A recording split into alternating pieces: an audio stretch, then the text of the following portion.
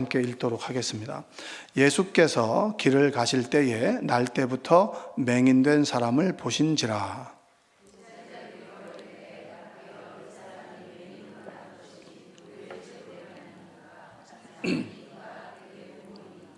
예수께서 대답하시되 이 사람이나 그 부모의 죄로 인한 것이 아니라 그에게서 하나님이 하시는 일을 나타내고자 하심이라.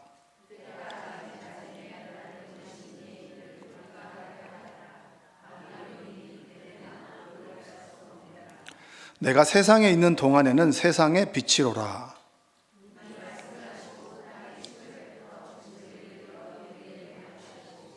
이르시되 실로암 못에 가서 씻으라 하시니 실로암은 번역하면 보냄을 받았다는 뜻이라.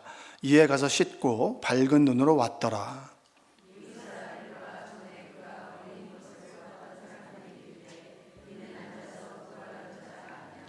어떤 사람은 그 사람이라 하며 어떤 사람은 아니라 그와 비슷하다 하거늘 자기 말은 내가 그라하니. 함께 읽겠습니다. 대답하되 예수라 하는 그 사람이 진흙을 이겨 내 눈에 바르고 나더러 실로암에 가서 씻으라 하기에 가서 씻었더니 보게 되었노라. 아멘. 한번 고백하겠습니다. 오늘도 은혜 많이 받읍시다. 부부싸움들 한 번씩 해보셨나요? 예, 예. 예, 전문가들이 좀 계신 것 같아요.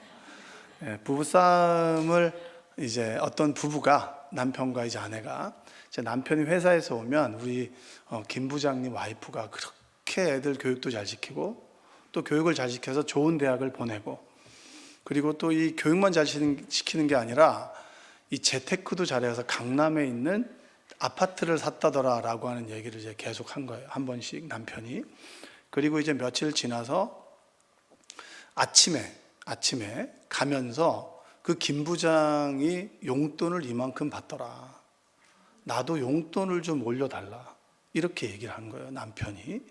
그래서 그 얘기를 듣던 이 와이프가 그 전부터 쌓여있던 이제 이렇게 울분이 우악 올라온 거죠. 올라오면서, 그래서 그 남편이 이제 그렇게 용돈 많이 받는 게 나도 부럽다고 올려달라고 그랬더니 그 와이프가 그렇게 부러우면 용돈 많이 주는 여자하고 살지 그러냐고 이렇게 얘기를 했어요. 여러분 부부싸움 할 때 주로 지분이 누구누구에게 있나요? 100대 빵인가요? 50대 50인가요? 부부싸움 할 때 여러분은 100대 빵이라고 믿고 싶지만 대부분의 전문가들은 50대 50이라고 합니다. 그놈이 그놈이고 칼로 물베기라고 하는 거죠. 근데 이 싸움을 얘기할 때 이 상담가들이 뭐라고 얘기하냐면 이 부부싸움은 과거를 소환해서 현재에 대한 싸움이라고 얘기를 합니다. 그러니까 현재의 문제를 놓고 싸우지만 싸움의 원인은 뭐냐면 과거에 있는 거예요. 과거를 자꾸 소급해서 제 현재에 싸우는 거예요. 그러니까 과거를 소환한 현재라고 얘기할 수 있는 거예요. 무슨 말씀인지 이해가 되시죠? 예를 들면 제가 우리 첫 아이를 잉태했을 때 제 아내가 갑자기 이제 먹고 싶은 게 없는데 족발을 먹고 싶다고 했습니다. 아니, 족발이 아니라 그 오리고기. 근데 이제 오리고기가 그때 한 2만 원 정도 했던 것 같은데 제 기억에 갔더니 3만 원인가가 되는 거예요. 그래서 제가 그때 과감하게 족발을 먹자. 이 족발이 맛이 있겠어요? 근데 그 얘기를 하고 하니까 저희 어머니가 너무 미안해가지고 못난 아들을 둔 어머니가 너무 미안해가지고 어머니가 뭘 사준 것 같은데 채워지지 않는 거죠. 서운할 때마다 한 번씩 뭐가 나오겠어요? 그놈을 그거 사주면 되는데 그걸 안 사줘가지고 족발을 사줬다고 이렇게 한 번씩 나오겠죠. 지금은 이제 다른 문제로 다른 서운함으로 덮어졌습니다. 서운함은 더 큰 서운함이 올 때 덮어지는 거거든요. 그래서 우리가 대부분의 싸움은 과거를 소환해서 싸우는 거예요. 그래서 싸움하다 보면 당신이 그때 이랬었고 다고 현재 문제는 없어지고 과거로 돌아가서 싸움을 하는 거죠. 오늘은 과거에 대한 이야기를 좀 해보려고 합니다. 과거를 살아가는 사람. 주로 대화를 하다 보면 과거 이야기만 잔뜩 하는 사람이 있어요. 현재 얘기는 없고 미래에 대한 비전은 없습니다. 주로 과거에 자신이 어떻게 살았는지만 얘기하는 사람이 있어요. 또 과거의 모습만 기억하는 사람이 있어요. 여러분은 제가 그래도 비교적 봐줄 만할 때 저를 보신 건데, 제가 신학교에 들어갔을 때 1, 2학년 때는 얼마나 보기가 좀 어려웠겠어요. 근데 그 모습은 여러분들은 모르시죠. 근데 만약 그때부터 쭉 봐왔다면 여러분이 기억하는 모습은 과거의 모습일 거예요. 현재 변화된 모습보다는 과거의 우리의 시선과 생각이나 관점이 머물러 있다는 거예요. 자, 맹인된 그런 그 시각 장애를 가지고 있는 한 사람이 있었습니다. 그 사람이 이제 주님을 만났어요. 누구를 만났다고요? 주님을 만났어요. 여러분들 어떤 변고가 있는 건 아니시죠? 근데 너무 이렇게 좀 착 가라앉으셔가지고 좀 이렇게 좀 아멘도 좀 하시고 이렇게 좀 웃으시면 좋을 것 같아요.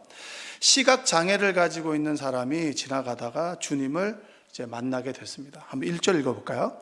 예수께서 길을 가실 때에 날 때부터 맹인된 사람을 보신지라. 누구를 봤다고요? 시각 장애를 가지고 있는 사람을 봤습니다. 주님이 딱 봤어요. 근데 시각 장애를 가지고 있는 사람, 장애를 가지고 있는 사람은 장애 때문에 불편하고 힘듭니다. 그런데 더 힘든 것은 장애를 두고 사람들이 하는 말 때문에 더 상처를 받는 경우들이 많아요. 여러분들도 그런 말 들어보셨나요? 어떤 잘못된 일이 있으면 네가 그때 그래서 그렇지 않냐고, 네가 그때 그렇지 않았으면 이런 일이 없었을 텐데, 꼭 원인을 과거에 네가 했던 행동으로 인해서 이런 결과가 일어났다고 낙인 찍고 그것을 이야기하는 사람들이 많이 있습니다. 똑같죠? 예수님께서 그를 만났는데 제자들이 예수님에게 질문을 하는 거예요. 어떤 질문을 하냐면 한번 2절 한번 읽어볼까요? 제자들이 물어 이르되 랍비여, 이 사람이 맹인으로 난 것이 누구의 죄로 인함이니까? 자기니까? 그의 부모니까? 제 친한 친구, 어렸을 때 친구, 제 예전에 한번 말씀드렸는데 단지증을 앓고 있습니다. 태어났을 때부터 요 손가락은 길고 이렇게 짧아요. 근데 그 어머니는 꼭 사람들만 만나면 내가 얘를 임신했을 때 두더지를 먹었다고. 얘가 이런 원인은 내가 두더지를 먹어서 그렇다고. 그러니까 늘 아들만 보면은 죄책감에 과거로 돌아가는 거예요. 원인이 뭘까? 제자들이 주님께 물었어요. 주님, 이 사람이 보지 못하게 된 것은 자기의 죄 때문입니까? 아니면 부모가 지은 업보 때문에 그가 보지 못하게 된 것입니까? 여러분, 이런 얘기 참 많이 듣습니다. 이런 얘기 들으면 여러분들 어떻게 대답할 수 있겠어요? 뭐가 잘 되면 넌 전생에 나라를 구했나 보다 이렇게 얘기하기도 하고, 항상 과거에 대한 이야기를 하잖아요. 과거에 파묻히고 과거에 사로잡혀 살아가는 사람들이 참 많이 있는 게 현실입니다. 현실. 카르마라고 하죠. 카르마. 여러분, 그 심리학에 보면 귀인이라고 하는 얘기가 있어요. 귀인을 만났다라고 하는 귀인이 아닙니다. 사람들은 좋은 일이 생겨도 나쁜 일이 생겨도 원인이 뭘까? 왜 그럴까? 나에게 불행한 일이 찾아오면 왜 이런 불행한 일이 찾아올까? 라고 하는 과거로 회귀되는 경향성을 가지고 있는데, 그것이 심리학적인 용어로 귀인입니다. 귀인. 이 귀인은 두 가지가 있어요. 첫 번째는 내재적 귀인이 있고, 내부적 귀인이 있고, 외부적 귀인이 있습니다. 그래서 잘 되면 누구 탓이에요? 내 탓이니까 일이 잘 되면 내재적 귀인인 거예요. 원인이 나에게로 돌아오는 거죠. 내가 잘해서 그렇다. 그러면 불행한 일이 생기면 어떻게 되는 거죠? 남 탓을 하잖아요. 오비일학이 뭐죠? 까마귀 날자 배 떨어진다. 배 떨어진 이유는 누구예요? 까마귀 때문에 그런 거예요. 그러니까 사람들은 모든 원인을 잘못되면 외부적인 원인으로, 내가 당신 옆에 앉아서 그렇다고. 최강 야구에 보면 이 사람들이 징크스가 엄청 많아요. 어떻게 했더니 핑크를 해서 오고, 핑크 했는데 잘 안 쳐지면 그 다음에는 파란색으로 바꾸고요. 그 다음에 어떤 타자는 노랑머리를 했었는데 그때 팀에 졌어요. 검은색으로. 그러면 그 검은색은 언제까지 유지가 되냐? 이길 때까지. 지기 전까지는 계속 검은색인데 또 지기면 파란색으로 바꾸겠죠. 계속해서 징크스, 뭔가의 잘못된 원인을 외부에서 찾는 게 바로 귀인이라고 하는 거예요. 사람의 경향성. 똑같아요. 이 사람이 시각장애를 가지게 된 것이 누구 때문이냐? 자기 때문이냐? 아니면 부모 때문이냐? 누구의 업보 때문이냐라고 하는 질문을 한 거예요. 여러분, 이런 질문은 기독교에서만 할까요? 모든 사람들이 가지고 있죠. 우리가 한번 들어봤던 법륜 스님 아시죠? 법륜 스님. 신방을 가다 보면 그런 책들이 많이 꽂혀 있어요. 법륜 스님, 틱란 스님, 화 이러면서 그 책이 꽂혀 있는데, 그 법륜 스님에게 증문즉서를 하는데 사람들이 법륜 스님에게 질문을 했습니다. 그 법회를 하는 그 자리에 시각장애를 가지고 있는 사람이 있었는데, 그 사람이 직접 질문을 못하니까 옆에 있는 사람이 이렇게 질문했습니다. 이렇게 불편한 몸을 갖게 된 이유가 전생의 업 때문이라고들 합니다. 이 생은 그저 지금대로 만족하면서 살고 내생을 기약해야 되는 것인지, 아니면 다르게 살아야 되는 것인지 답을 좀 해주십시오라고 했습니다. 또 위로를 좀 해달라고 했어요. 장애를 가지신 분에 대해서 위로를 해달라고 얘기를 했습니다. 그때 이 법륜 스님이 뭐라고 얘기했냐면, 제 외모가 위로할 외모는 아닙니다. 또 위로할 사안은 아닙니다. 그러나 불교에서 뭐라고 얘기하는지는 말씀드리겠습니다. 그때가 아마 그 했을 때 미얀마에서 태풍이 불어서 10만 명이 이제 아마 죽었던 일들이 있었어요. 미얀마에서 10만 명이 목숨을 잃었습니다. 그걸 보고 이렇게 말하는 사람들이 있습니다. 저 사람들은 전생에 무슨 죄를 지어서 저런 일을 당하냐. 그리고 저 북한에 태어나 굶어 죽는 사람들은 또 전생에 무슨 죄를 지어서 그러냐. 근데 이것은 불교의 사상이 아니라고 하는 거예요. 불교가 인도에서부터 들어왔기 때문에 힌두교에 가지고 있는 카르마 업, 이것이 불교로 스며들었. 그래서 부처는 그렇게 이야기하지 않았다는 거예요. 부처는 뭐라고 얘기했냐? 굉장히 집중하는데 여러분, 예수님 말씀할 때는 졸더니 부처 말씀하시니까 이렇게 집중하는지는 오늘 알았습니다. 제가 부처가 뭐라고 얘기했냐면, 바빠 죽겠다, 사는 게 너무 바쁘다, 바쁜 삶을 살아가지만 고통당하고 힘들어하는 사람이 있으면 뭐라도 도와주십시오. 그것이 불교에서 말하는 자비입니다. 이렇게 얘기합니다. 여러분 어떠세요? 굉장히 멋있지 않습니까? 과거를 캐지 않잖아요. 그럼 여러분, 이것이 우리에게 시원하다는 줄 수 있어도 명확한 답은 주지 못해요. 이 법륜 스님은 참 좋은 사람이고 지혜 있는 사람입니다. 그러나 저는 이 사람의 사상을 따르진 않아요. 왜냐? 구원이 그 사람에게는 없기 때문입니다. 구원은 누구에게 있습니까? 예수 그리스도에게 있죠. 그럼 주님께서는 뭐라고 말씀하셨나요? 3절을 한번 읽어볼까요? 3절 읽겠습니다. 예수께서 대답하시되 이 사람이나 그에게서 하나님이 하시는 일을 나타내고자 하시며. 다시 한번 읽어볼게요. 시작. 예수께서 대답하시되 이 사람이나 그 부모의 죄로 인한 것이 아니라 그래서 하나님이 하시는 일을 나타내고자 하십니다. 왜 그런지에 대해서는 하나님이 아십니다. 그러나 누구의 업보로 인해서 이런 일이 일어나지는 않는다. 그 사람은 불쌍한 사람이니까 여러분들이 멀쩡한 당신들이 도와주십시오라고 하는 것이 불교의 가르침이라면, 주님께서는 뭐라고 얘기하신지 아세요? 부모의 죄 때문에, 그 사람의 어떤 죄 때문에 이런 일이 생기지는 않았습니다. 그 사람은 하나님의 영광을 드러내고 하나님을 드러내기 위한 존귀하고 고귀한 존재라고 하는 걸 얘기해 주고 있는 거예요. 차원이 다른 거예요. 무슨 말씀인지 아세요?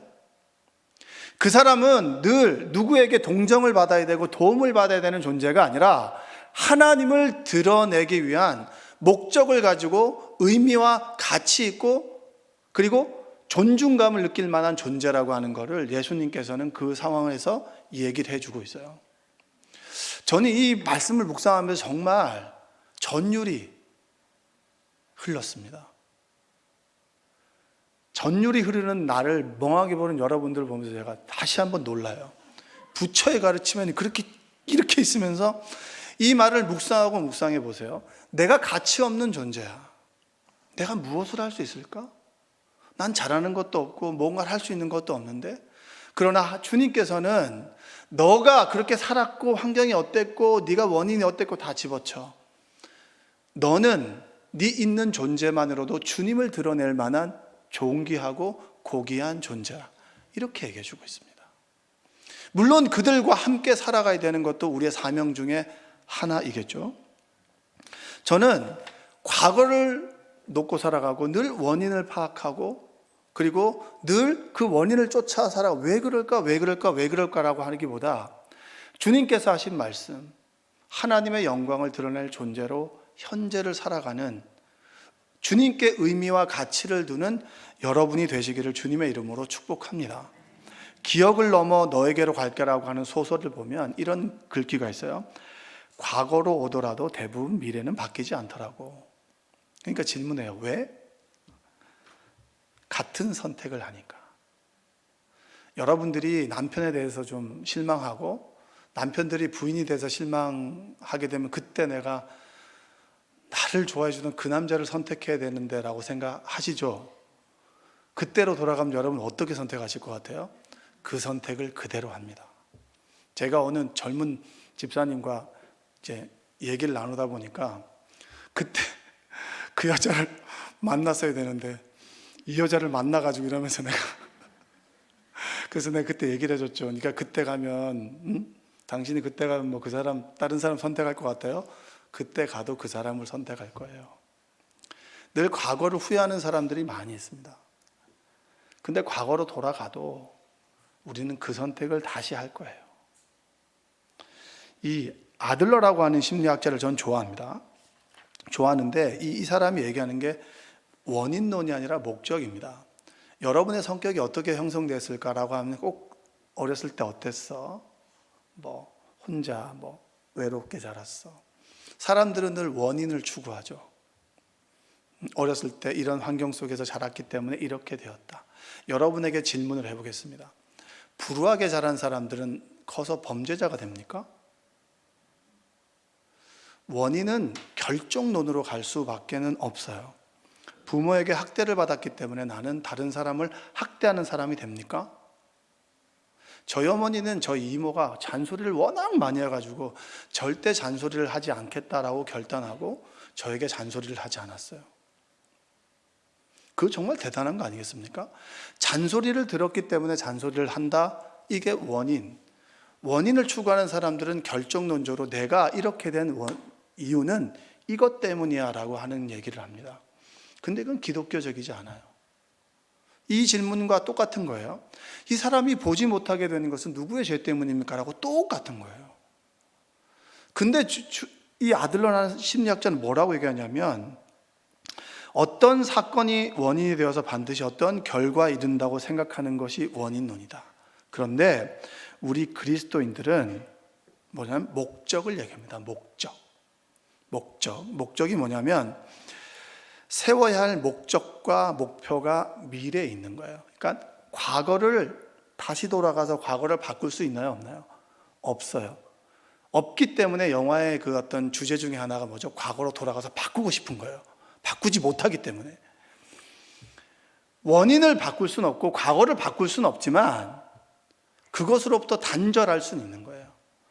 그것에 대한 의미와 가치, 의미 부여를 다르게 할 수 있는 거예요. 그래서 우리는 과거에 지배되는 현재가 아니라 과거를 소환한 현재가 아니라 과거를 의미 부여해서 미래로 나아갈 수 있는 현재를 만들어갈 수 있다라고 하는 거예요. 예수님께서 왜 부모의 죄 때문이 아니다, 하나님의 영광을 드러내는 존재라고 얘기한 줄 아십니까? 이전 것은 지나갔으니 보라 무엇이 되었습니까? 새 것이 되었다.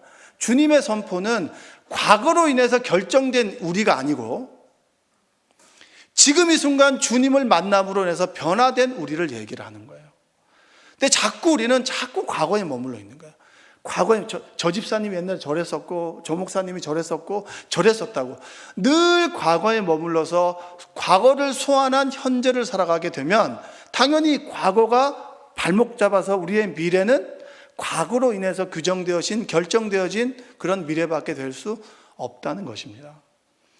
그것에 대해서 카르마, 이런 것에서 주님은 완벽하게 배격했죠. 그 시각장애인 그를 만나서 무엇을 했나요? 한번 다 읽어볼까요? 우리 본문 6절과 7절. 이 말씀을 하시고 땅에 침을 뱉어 진흙을 이겨 그의 눈에 바르시고 이르시되 실로암 못에 가서 씻으라 하시니 실로암은 번역하면 보냄을 받았다는 뜻이라. 이에 가서 씻고 밝은 눈으로 왔더라. 진흙이 뭐죠? 우리는 무엇으로 만들어져 있습니까? 흙이죠. 진흙입니다. 정확하게 얘기하면 먼지예요. 근데 흙이라고 얘기를 합니다. 주님께서 진흙에 침을 뱉어서 눈에 바르셨어요.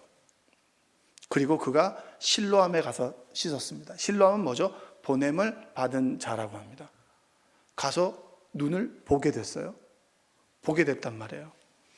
보게 되고 난 다음에 11절에 이런 말씀, 11절 한번 읽어볼까요? 11절의 말씀을 한번 좀 보여주세요. 11절은 뭐라고 얘기하냐면 이렇게 얘기합니다. 대답하되, 읽겠습니다. 예수라는 그 사람이 진흙을 이겨 내 눈에 바르고 나더러 실로암에 가서 씻으라 하기에 가서 씻었더니 보게 되었더라. 사람들이 너 그 못 보던 사람 맞아?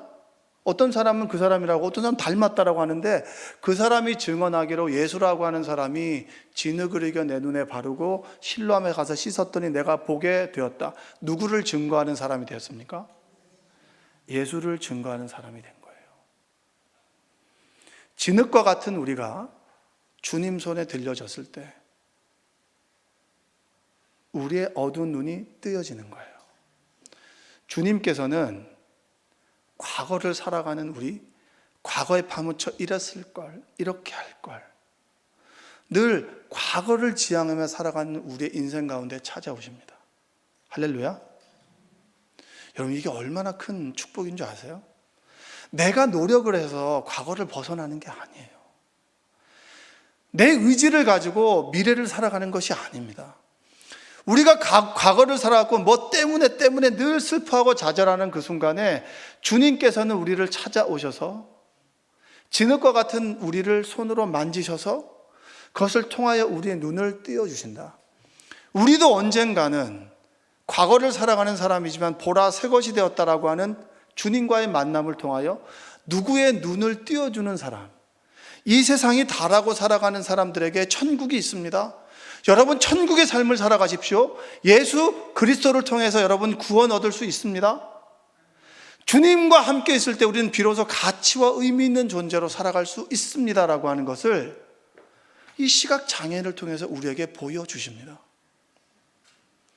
보잘것없는 인생이 아니라 주님을 우리가 만나게 되었을 때 누군가에게 희망과 소망이 되는 존재로 바뀌어진다라고 하는 메시지가 여기 있는 거예요. 내가 그때 이것을 하지 말았으면, 내가 그때 이것을 하지 말았어야 했는데, 후회와 슬픔 가운데 살아가는 분들 계시죠? 그때 내가 그것을 하지 말았어야 되는데. 돌아가면 우리는 또 그 행동을 하게 됩니다. 제가 비록 이렇게 곱상하게 생겼지만 이게 사람들에게 좀 위협감을 주는 시절이 있었습니다. 후배들이 예의 없는 걸 제가 못 봤어요. 그래서 후배들을 정말 많이 혼냈죠. 근데 그 혼낸 그것이 한 사람을 혼냈는데 사람들의 입을 타면 100사람이 되고 어느 순간에 나는 신화적인 존재가 되는 거예요.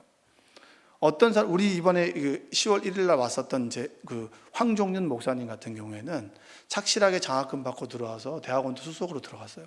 착실하죠, 아주. 그 사람을 평가할 때는 뭐죠? 참 훌륭한 사람이야. 근데 저에 대해서 이야기할 때는 한가닥 하는 사람, 이렇게 얘기를 하는 거예요. 그런 얘기 들어본 적 있으세요? 부정하지만 부정할 수가 없어요. 내가 가만히 생각해 봤죠. 이걸 어떻게 씻을 수 있을까? 그때로 돌아가서 내가 천사 같은 미소를 지으며 할까?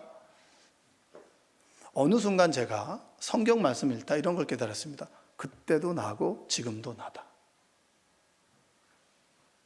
내가 그때로 돌아가면 천사처럼 아니죠. 전 그때로 돌아가도 아마 그렇게 혼내는 선배였을 거예요. 그럼 그 모습도 나고 지금의 이 모습도 난 거예요. 그리스도인은 어떤 사람들입니까? 소환된 과거의 모습으로 현재를 평가하는 사람들이 아니에요. 그 사람이 그랬었지만 지금은 이렇게 되었어. 왜 끊임없이 바울은 자신이 사도라고 얘기하는 줄 아세요? 그는 예수 믿는 사람을 핍박했던 사람입니다. 예수와 함께 있는 12사도가 아니었단 말이에요. 너는 누구냐라고 물었을 때 나는 다메섹에서 주님을 만난 사도라고, 주님과 함께 있었던 사도라고 끊임없이 자신을 이야기합니다. 왜냐? 사람들은 그리스도인들을 핍박했던 그 사울로 바울을 보거든요. 이전 것은 지나갔으니 보라 새 것이 되었다라고 말씀하셨고, 보지 못하는 그를 진흙을 이겨서 그들 눈에 바르고 하나님의 영광을 드러내는 자로 하나님께서는 그를 보내셨습니다. 사람들에게 네가 어떻게 보게 되었느냐라고 했을 때 우리는 뭘 얘기합니까? 그 사람은 예수라고 하는 사람이 내 눈을 보게 하셨습니다. 당신이 왜 이렇게 웃고 살아갑니까? 웃을 일이 없는 현실 속에서 왜 이렇게 기쁘게 살아갑니까? 나는 예수를 만났고 예수 때문에 웃을 수 있습니다. 우리의 인간의 존재 가치는, 존재 의미는 예수를 전할 때 비로소 가치 있는 존재가 될 수 있다. 내가 가지고 있는 것이 뭐고 후회와 슬픔뿐이지만 그 시간은 지나가고, 그리고 지금의 나의 삶 속에 예수가 있다면 우리는 가치와 의미가 있고, 그리고 복된 존재다. 그것이 바로 주님께서 이 구절을 통해서 말씀해 주시는 것 아니겠습니까? 내 힘으로 과거를 극복하고 미래를 살아가는 사람들이 아닙니다. 우리가 힘들어하고 어려워하고 과거에 파묻혀 살아갈 때, 후회하며 살아갈 때 주님께서는 시각장애를 찾아오셨듯이 우리를 찾아오시고, 늘 과거를 바라보는 우리 눈에서 현재를 바라보고 미래를 바라보게 하는 눈으로 우리를 바꾸어 주십니다. 또한 내 주변에 늘 과거를 후회하면서 내가 왜 그랬을까 원망하며 살아가는 그 인생들에게 보냄을 받은 자로 살아갈 수 있는 인생이 바로 우리들입니다. 그게 바로 하나님의 영광을 드러내는 사람들이에요. 예수님을 믿고 보니까 가치 없었던 것들이 가치 있게 여겨졌고, 내가 정말 소중하게 여겨졌고, 내 가족이 소중하고, 내가 만나는 사람들이 너무나 귀하다라고 하는 걸 느끼고 깨닫고 고백하는 사람들이 누구입니까? 그리스도인이에요. 그게 바로 과거를 살아가는 우리에게 예수님이 찾아오신 이유입니다. 그런 말씀 많이 들어보셨죠? 과거 있는 여자, 과거 있는 남자. 과거가 없는 사람이 어디 있어요? 과거가 없는 사람이 어디 있냐고요? 과거 있는 여자라는 얘기는 뭐예요? 과거만 쳐다보는 거예요. 그 사람이 현재의 모습과 미래, 남아있는 시간과 하나님과 동행할 미래는 없고, 그가 실수했었던, 그가 상처 입었었던 과거, 그 스티그마, 그 흔적만 가지고 살아가는 인생들, 그것을 바라보는 세상이 바로 세상의 관점입니다. 그것으로부터 벗어나서 미래를 살아가라. 그 원인 그것 때문에 아니야. 네가 지금 이렇게 살아가는 건 과거의 선택이야. 그러면 지금 오늘 우리가 예수를 선택한다면, 주님께서 우리 인생 가운데 찾아오시고 그분을 만난다면 우리 인생이 달라질 수 있어. 이렇게 고백하는 사람들이 바로 그리스도인입니다. 전 여러분들이 하나님의 영광을 위해 살아가는 여러분 되시기를 주님의 이름으로 축복합니다. 나라고 하는 그 복음성가를 쓴 송명희 시인이 있죠. 뇌성마비를 앓고 있는 분이에요. 그분이 이런 시를 썼습니다. 참소경. 참소경이 누구인가? 세상을 보지 못하는 사람인가? 아니라 주님을 보지 못하는 사람 아닌가? 당신은 소경이 아닌가? 여러분, 주님을 보지 못하는 사람이 소경이겠죠. 우리가 지금 주님을 본다면, 천국을 소망한다면, 이 땅이 끝이 아니라 하나님 나라를 소망한다면 우리는 진흙을 입겨 바르고 실로암에 가서 씻은 그 시각장애인과 똑같은 삶을 살아갈 수 있습니다. 그 사람은 이전과 같은 삶을 살았을까요? 전혀 아니죠. 근데 왜 여러분들은 예수님을 믿는다고 하면서 늘 과거에 묻히고 후회와 슬픔 가운데 살아가십니까? 오늘 하루 얼마나 기쁘세요? 나가면서 떡을 먹잖아요. 네? 함께 먹고 함께 찌는 신앙 공동체 아니겠습니까? 네? 한 끼, 누구와 좋은 사람과 한 끼를 먹는 것이 감사하고, 지금 이곳에 나와서 말씀을 듣는 것이 감사하고, 하나님께 찬양과 은혜를 고백하는 것이 얼마나 감사합니까? 이게 하나님의 영광을 드러내는 존재로 살아가는 거 아니겠습니까? 과거에 큰 슬픔이 있을 수 있겠죠. 그것이 우리를 좌지우지할 수도 있습니다. 그것에 좌지우지 될 수밖에 없는 연약한 인생인데 주님께서 우리의 인생을 탁 붙으셔서 눈을 띄워주시고 새로운 세상을 바라보게 하신다면 우리는 비로소 가치 있는 인생을 살아갈 수가 있습니다. 저와 여러분들이 과거에 소급된 인생 살지 않았으면 좋겠어요. 과거를 늘 소환해서 늘 현재를 살아가는 것이 아니라 과거를 위장한 현재를 살아가는 그런 삶이 아니라 주님 안에서 미래를 꿈꾸며 소망 가운데 주님을 드러내는 귀한 존재가 되시기를 주님의 이름으로 축복합니다. 기도하겠습니다. 사랑과 은혜가 풍성하신 아버지 하나님 감사합니다. 주님께서 우리를 불러주셨습니다. 주님의 세계를 바라보지 못하고 과거를 바라보는 우리의 눈을 하나님 미래를 바라보는 눈으로 바꾸어 주시고 절망과 좌절 가운데 과거를 후회하며 살아가는 우리 인생 가운데 찾아오셔서 우리를 깨워주시고 눈을 뜨게 하여 주시옵소서. 하나님께 고백을 드려 성령께서 우리의 마음과 생각을 주관하여 주시고 오늘도 주님을 고백하는 우리 인생 가운데 주님을 찬양하며 살아가는 삶이 될 수 있도록 주여 함께하여 주옵소서. 예수님의 이름으로 기도합니다. 아멘.